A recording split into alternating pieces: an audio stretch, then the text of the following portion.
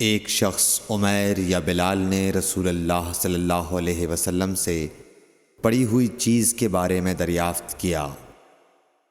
آپ نے فرمایا اس کی بندھن پہچان لے، یا فرمایا کہ اس کا برتن اور تھیلی کو پہچان لے، پھر 1 سال تک اس کی شناخت کا اعلان کراؤ، پھر اس کا مالک نہ ملے تو اس سے فائدہ اٹھاؤ، اور اگر اس کا مالک آ جائے تو اسے سونپ دو۔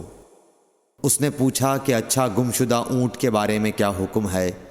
آپ کو اس قدر غصہ آ گیا کہ رخسار مبارک سرخ ہو گئے، یا راوی نے یہ کہا کہ آپ کا چہرہ سرخ ہو گیا۔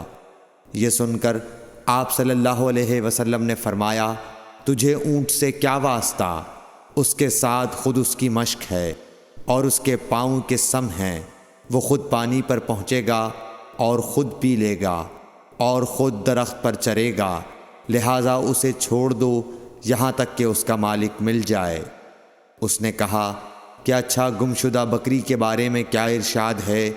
آپ نے فرمایا وہ تیری ہے یا تیرے بھائی کی، ورنہ بھیڑیے کی غذا ہے۔ صحیح بخاری حدیث نمبر 91۔